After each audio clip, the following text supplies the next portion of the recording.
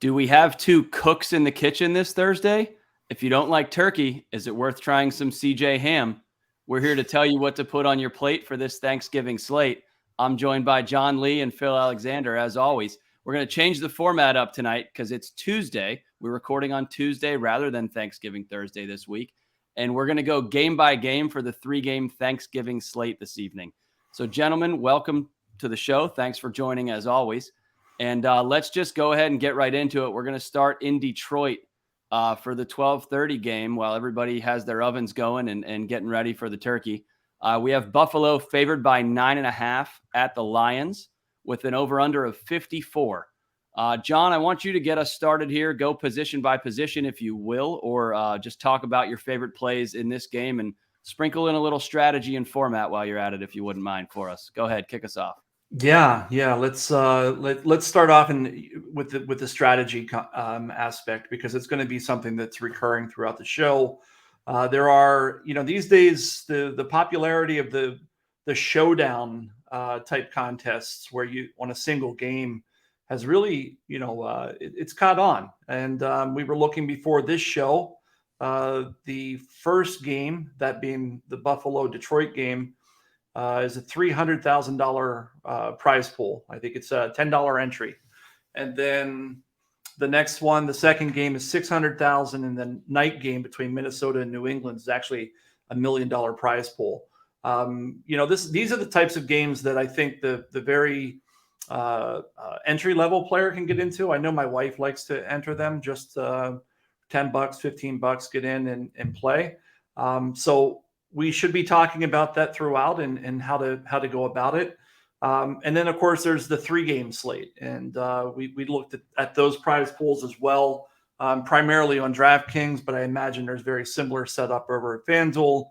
And there are some, there's 2 millionaire makers on DraftKings this week for the Thanksgiving Day slate. So a lot to consider. I think, and I'd be interested to hear your takes, but my feeling has always been that Thanksgiving is the day where the strategy that I often hear, just pick the best players, actually is true. And by best players, I mean the ones who score that day. And really, I think that's the thing you need to do. Everybody's going to be popular. So percent rostered or ownership doesn't matter nearly as much.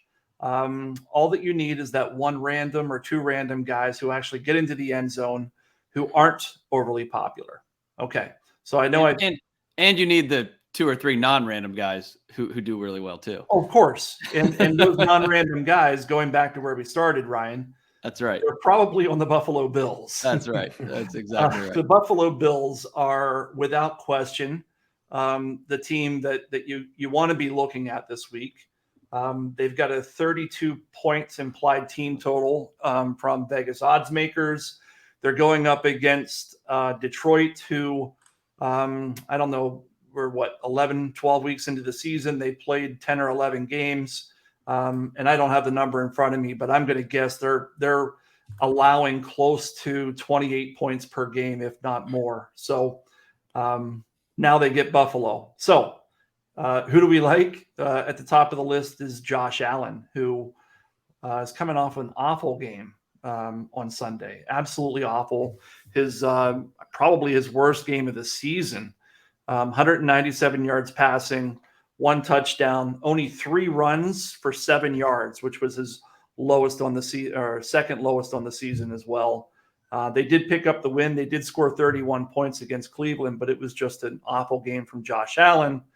I guess before we move on from Josh Allen, any concern about his arm? You just think it was an off game? Because he's going to be, I know, Phil, we talked a little bit before the show. I think you said 40% rosters?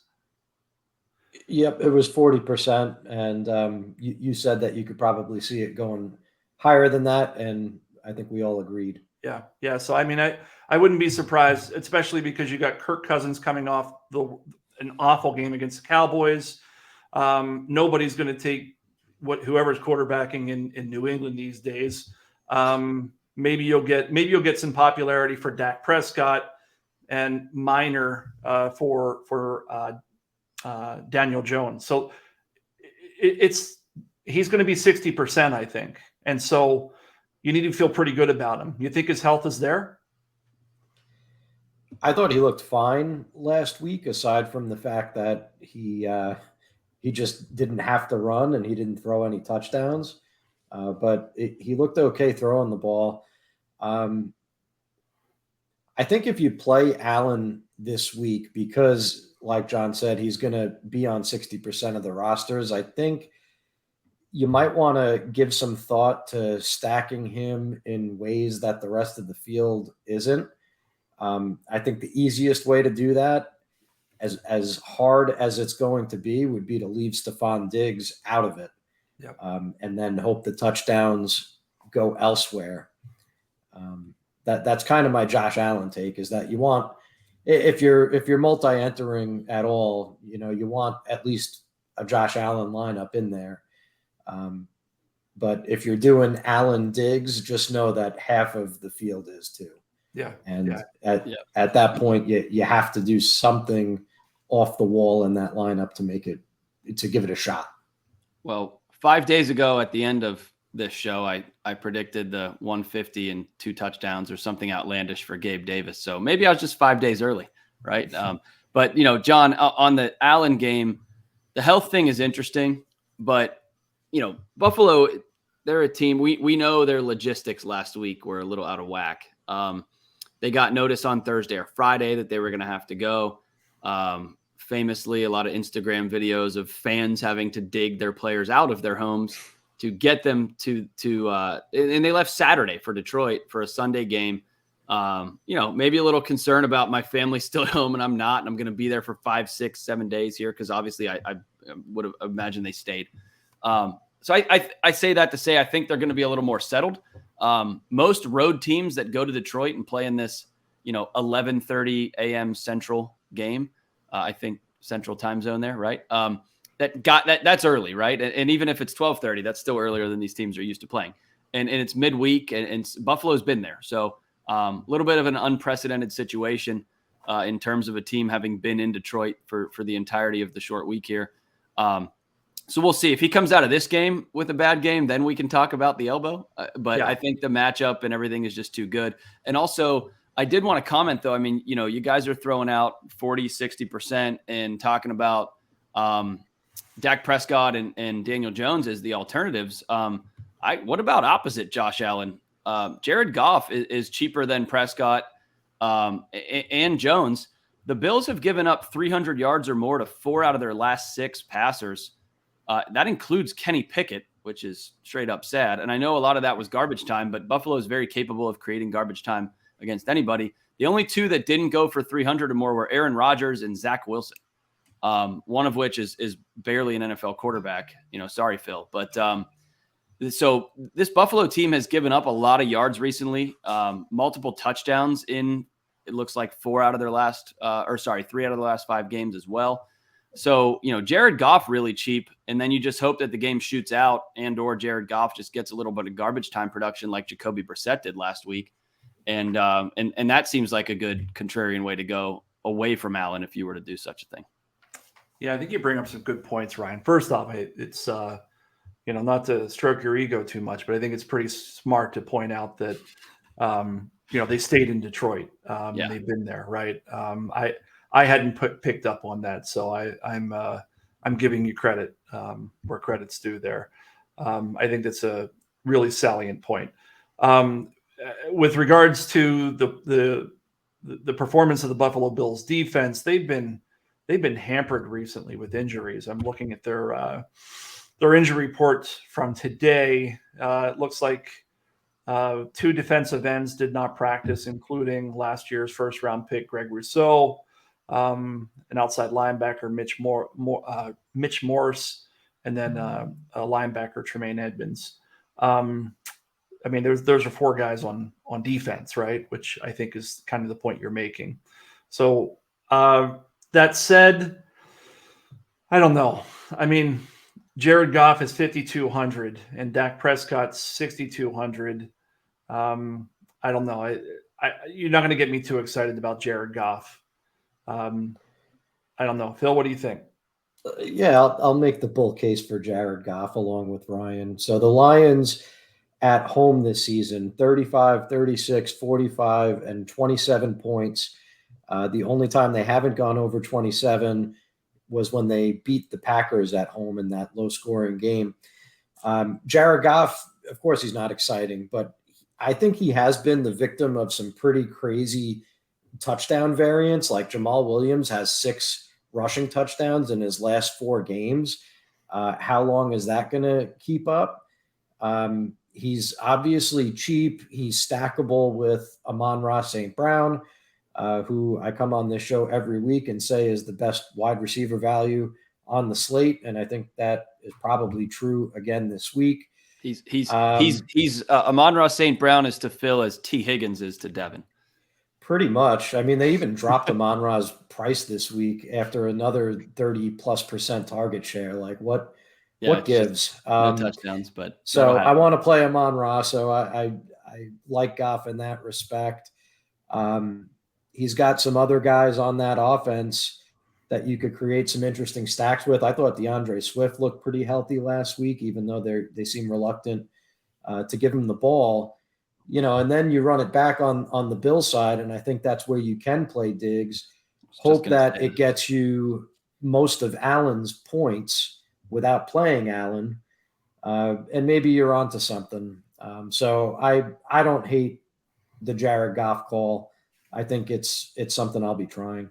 All right, if you're going to do that, if you're going to roll with him and do a run back, then I'm going to go completely contrary and run either Devin Singletary or James Cook. Because if Allen ends up 60% owned, then those guys are going to be under owned. They'll still be part of team stacks. But James Cook last week had 11 carries, looked pretty good, right? I think he had 80 some yards, if I'm not mistaken. 86, I believe, on 11. Yeah. So he looked pretty solid. Did he earn more time? Was he only playing because they had a short week?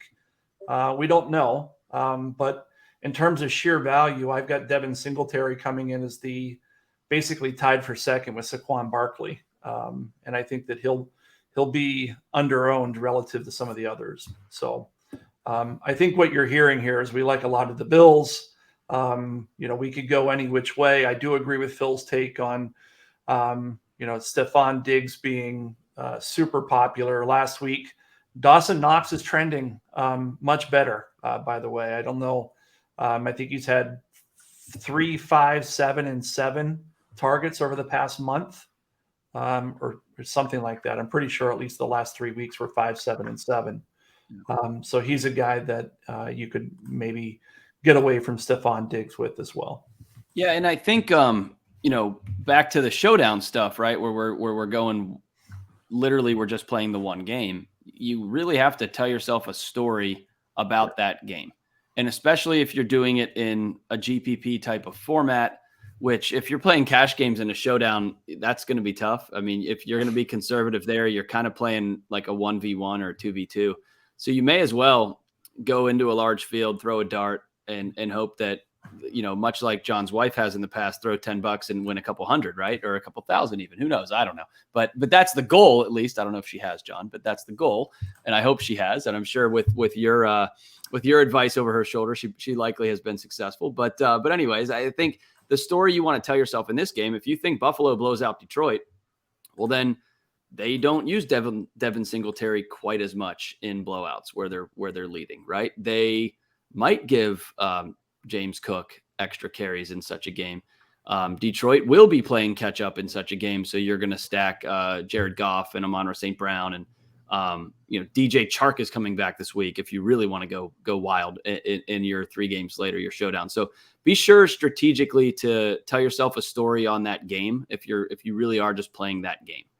Any other thoughts on this one, fellas, before we move on? No, I think we've covered it. Maybe just underscoring what you said there around the showdowns and telling yourself a story. I think it's great advice. Guys who you think are going to be overlooked and potentially could get a score. I think DJ Chark is one of those guys coming back. He's obviously got the skill. He's only 3,600 in that showdown. versus I think he's 3,800 on the regular slate. So something to think about. I think that's one where you're going to want to like Google DJ Chark's name the morning of Thanksgiving and see what the beats are writing about him. Throw his name into the search on Twitter, because he was actually back last week for 16% of the snaps. Got one target. So they eased him in, and should that happen again, especially on a short week, Khalif Raymond, 4,100, has been out there for 90% of the snaps recently, and he's a snooze fest, but those are kind of the guys that you want in your lineup on these slates to fill out your roster, is the ones that are going to be on the field. At least they've got a chance to give you something. So is a long Khalif Raymond touchdown out of the realm of possibility? It's not, right? It could happen. Yeah, Chark's probably more likely to go long given his profile, but you're right. I mean, you got to pick the guys on the field, and Josh Reynolds didn't play last week, I believe, too. So again, check the notes right before the game. I know it's Thanksgiving. I know it's tough. We're all cooking turkey and getting sides ready, but that if you want to win, you got to be the ones who are grinding the Twitter at 11:30 during the Macy's parade, right? So so let's make sure you do that if you're looking to win. And the way to win these showdowns is you either have to tell yourself the story that you think is going to happen and then pick contrarian players as a way to get there, or you go against the story you think is going to happen and go that way. So let's move on to the second game. We have the Giants visiting the Cowboys, another situation with a big favorite. This time it's the home team. It's the Cowboys. The over-under is 45.5, which really throws quite a bit of shade team total-wise at the Giants here. John, you started last time. So Phil, why don't we pass you the baton here on this game and tell us where you're going here.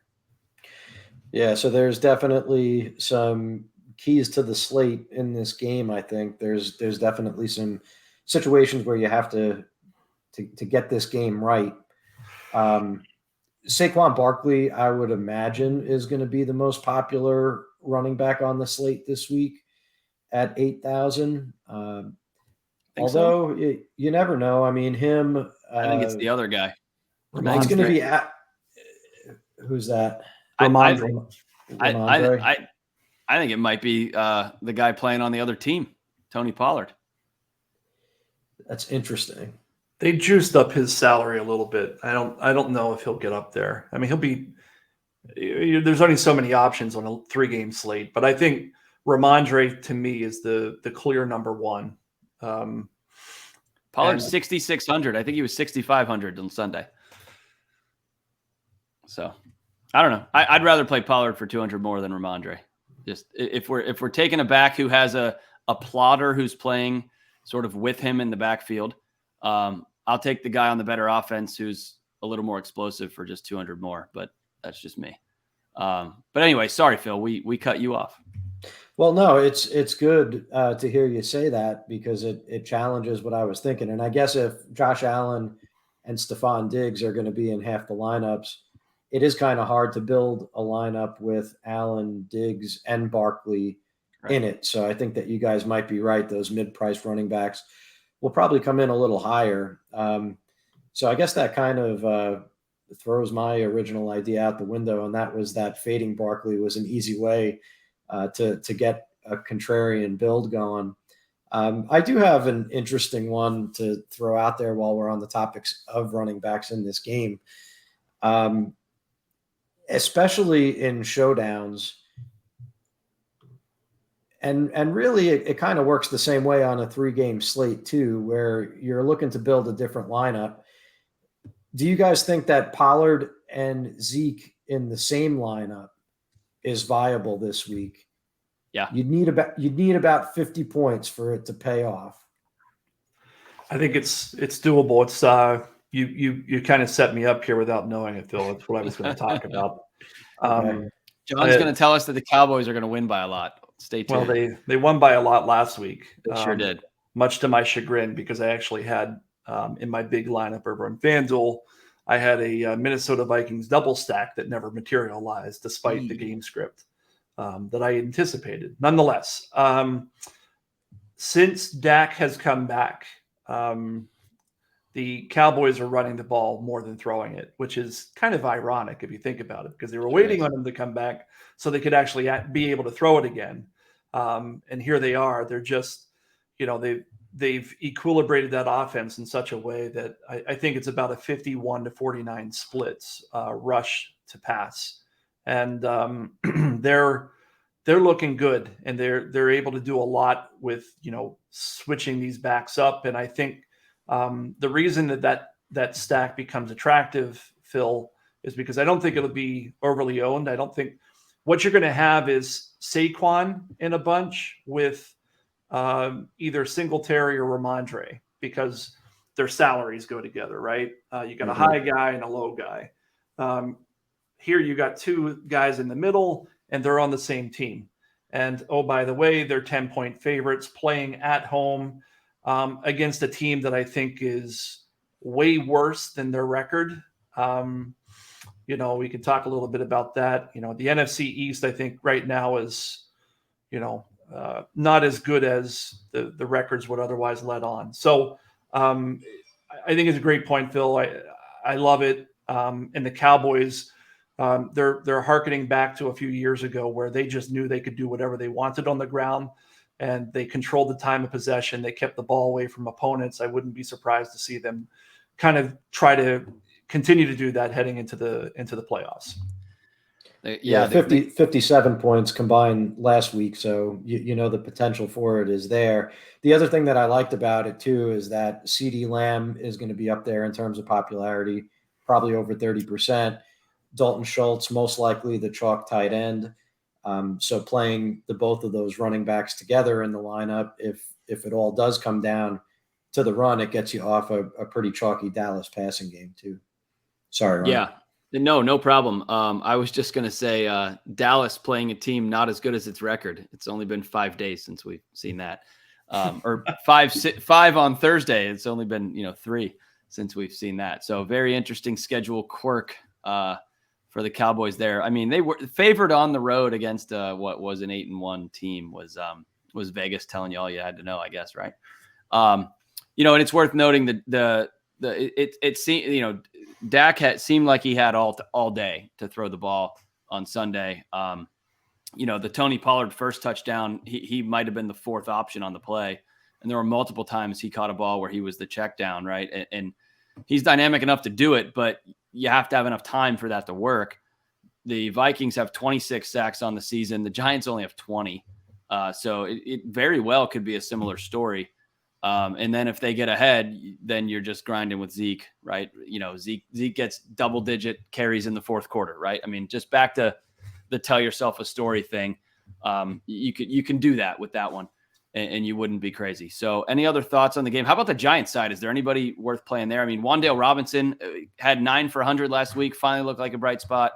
Unfortunately, tore his ACL, so he's out of the game. Do we have a Kenny Golladay Thanksgiving miracle? I'm kidding, but do we have anybody from the Giants that we want to play? You guys mentioned Daniel Jones. Is there anyone else worth talking about, or are we just moving on from the Giants? I mean, I don't know, Phil, who you like the best, but Darius Slayton is the guy that kind of stands out to me. Okay. He's the guy with the track record there. He had 10 targets last week. Everybody else is a relative no-name. You've got Isaiah Hodgkins. Kenny Golladay is a name that we all know, but hasn't been able to do anything with all the opportunity in the world. Richie James did get into the end zone last week, but he's got, 2 targets per game this year. I guess he could step up in the absence of Golladay. And in reality, it might be one of these tight ends that are what is it? Cager? Is it Lawrence Cager and Tanner Hudson? Are those two guys? And I would be hard pressed to. I'm on this show I've literally never heard of Lawrence Cager. I'm not afraid to admit it. I've never heard of him. Well, I only bring those names up because they're going to be relevant get it. for the showdown, right? For the showdown. Yeah. You need to get for a showdown. You have to have everybody that scores, and they're the type of guys that nobody knows, and you're like, who's that number 82? I don't even know who that is. And then you're like, oh, wow. And I'm looking at, pulling up in real time. Tanner Hudson's $200 and Lawrence Cager's $1,200. So they're both points per dollar value near the top of the list. So they could be they could be folks that would allow you to spend up on Cowboys if you think the Cowboys are going to romp. And for the record, wasn't saying it was a bad play, just saying how uncomfortable it might feel to play him. Well, to be fair, it sounds like a bad play. If you've never heard of it, it's like, that's the point. But you're right. So I mean, we're, as Devin would say, we're talking about Lawrence Cager. Are we kidding? It is a 3-game slate though. So it's worth mentioning, but Slayton did have 10 targets last week, as you said, and he has the deep profile, big play profile as somebody that, you're looking for to win a large field contest. That is appealing to me for sure. And again, he's going to get more targets than all these other scrubs that are playing for them. Richie James had some games with 6 targets, but those were week 1 and week 2. We're long gone since then. So let's not play Richie James. So anyways, any other Giants, Phil, any other thoughts or are we beating a dead horse here? Yeah, I just get the feeling that I'm gonna go too heavy on the Giants trying to find value on this slate and just completely ruin all of my lineups with them. But yeah, I've got these guys called out. I mean, Isaiah Hodgins is the 3K crapper, 62% of the snaps 2 weeks ago, 59% last week. Now you don't have Robinson. I think Richie James is the 1-for-1 Robinson replacement. More of a slot guy. And Cager is a former wide receiver. I think he's at least interesting. He's big and fast, 6'5", 220, pretty good speed score. He has a touchdown in the 2 games he's been getting snaps. I think you have to sprinkle these guys into your GPP lineups and hope that you get the one in the right lineup when they score a touchdown. All that makes sense. I just go back to, let's think about this, right? This team played on Sunday. They're playing again on Thursday. They have to travel in between. Like, how many practices is this team going to have? We saw it with KC last week, right? Andy Reid's one of the greatest offensive minds in the league. Juju was going to be out, and they knew that. They knew he was going to be out. They knew Mecole Hardman was going to be out. Everybody said play Kadarius Toney, right? And I know he got hurt in the first half. He wasn't playing before he got hurt. They just threw every pass to Kelsey. I mean, like every single one. So point is, I guess where I'm getting is all these guys that might get their way on the field, it doesn't actually mean they're going to get the ball. So let's, and I'm not talking to you guys. I'm talking to everybody else. Like, let's be careful about who we're playing. And let's think like, as we project, we have to use snaps and targets to project. We also, maybe need to use, can a team really work an undrafted free agent rookie tight end truly into their game plan? I think Richie James has been in their game plans before, so maybe that's a little different story. But it's a short week. They got to play the hits, which maybe just goes right back to let's just play Dallas running backs because the Giants are going to get killed. All right, let's move on to the next game, the last game, the nightcap, if you will, the tryptophan special, fall asleep at halftime. New England visits Minnesota. Minnesota's favored by 2.5. The over-under is 42.5. So the totals have kind of gone down as we go here. The Vikings favored by almost as many points as they scored an entire game last week. John, what do you think about the Vikings and the Patriots? Yeah, this game is an interesting one because it nothing really jumps off the page at me. I was looking at pace. Let me quiz you on this. The New England Patriots, relatively fast or slow paced? So they have to assume slow, but because you're asking, you're probably going to tell me fast. They've traditionally been fast, like in most years, but that's also like going back to the Tom Brady era. Correct. So they're 30th in the league seconds per play, meaning the third slowest in the league. Yeah. Minnesota, same question. Keep in mind they're 8-1 coming into last week. Feels slow, feels deliberate. And I'd say fast. They're third fastest in the They're league. third fastest. Okay. Which really has me kind of hamstrung here because of like what how is this game going to play out? Again, it goes back to what Ryan was saying earlier, mapping out the game, trying to walk through it. We saw Minnesota go from playing the most exciting game of the season and beating the Buffalo Bills the week prior to looking like a high school football team against the Cowboys. And, New England is week to week with their quarterback situation. Mac Jones will get the start this week. For me, this is a game I really don't want a whole lot of. I could see it being kind of a slog. That's my gut feel is that, you're going to see a lot of running. Justin Jefferson certainly in play. The guy's got as much upside as anybody on the slate. But the guys I like here are the running backs. I think, both teams want to just establish the run. And Ramondre Stevenson, he's the highest value on the board for me. I've got him projected at 17.5 points. He's 6,400, which is about 2.7 points per dollar. And Dalvin Cook, because he's a little more expensive, I wonder how popular he will get. He's certainly got 2 touchdown upside. But again, not a lot of strong takes here outside of saying I will not have Mac Jones, but I will have a fair degree of Jacoby Myers, who does pop in the model. Got it. You got to have a Cook on Thanksgiving. Phil? I am rolling out Mac Jones stacks. All right. So here's the deal. Here we go. Volume and the potential for big plays are the obvious problems here. But the Vikings defense is terrible. All right. They're bottom 4 in fantasy points allowed to enemy quarterbacks over the last 5 weeks. And if it happens for Mac Jones, and, granted, happening for Mac Jones is probably 25 points, and Josh Allen is going to have a lot more than that. That's kind of like his baseline projection this week.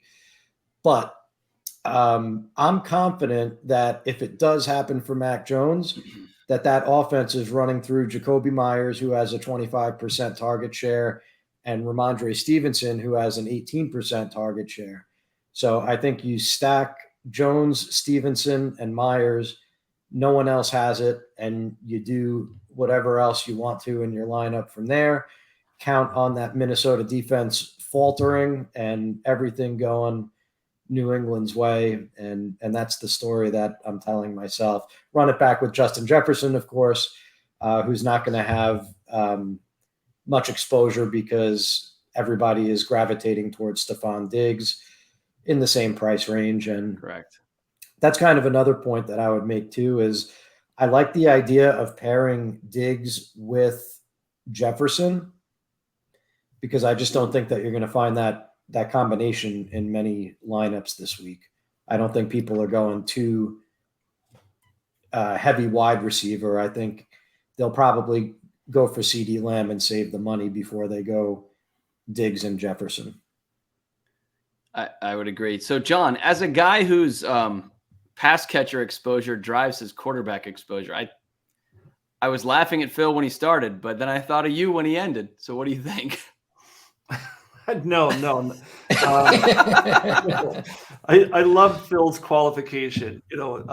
Skill set, volume, and everything else notwithstanding. I really like these guys. Yeah. So look, I mean, on a normal week, the only let me make sure before I speak, I don't want to be out of turn.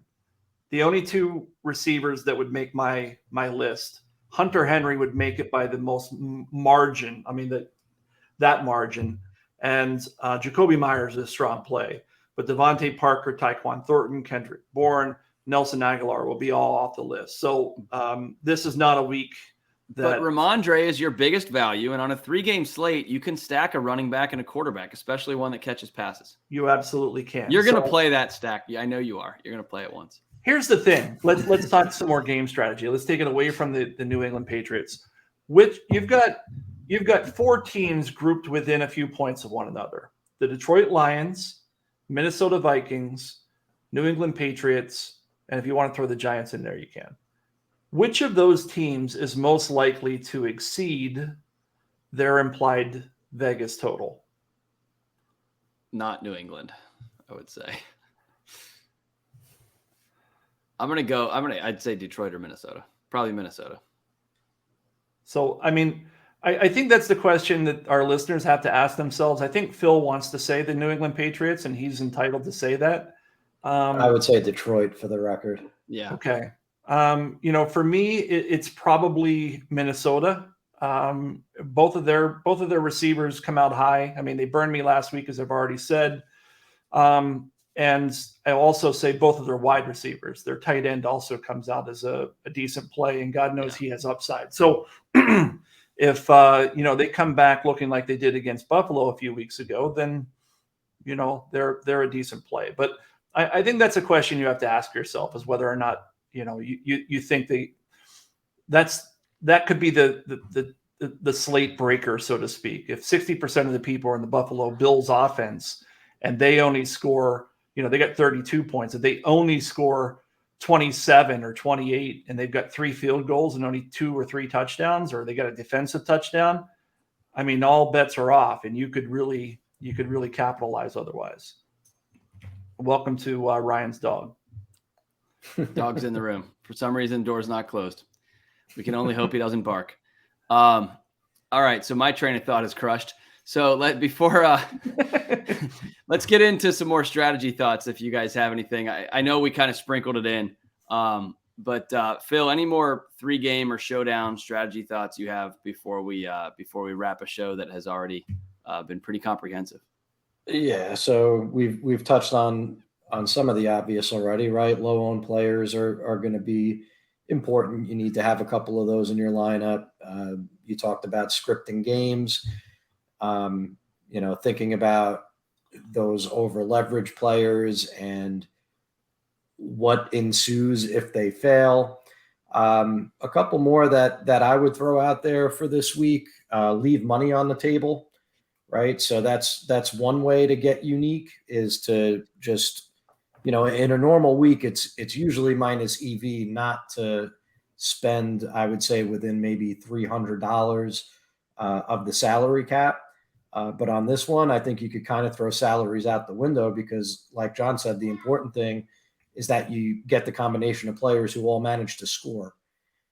So the salary cap matters less, and it will, without question, lead you to a unique lineup if you come up $1,000, $1,200, $1,500 short of the cap. I don't know exactly where the rubber meets the road there in terms of, diminishing returns, but I think you could do that this week, especially, by the way, in showdowns. That's something that I tend to do very frequently in showdowns. That and roster construction is a big one in showdowns for me. I like the 5-1 builds and hope one team just completely boat races the other. And, you could pair the quarterback and the team defense in that scenario, which I guess brings me to my last point as far as other strategies, and that's negative correlations.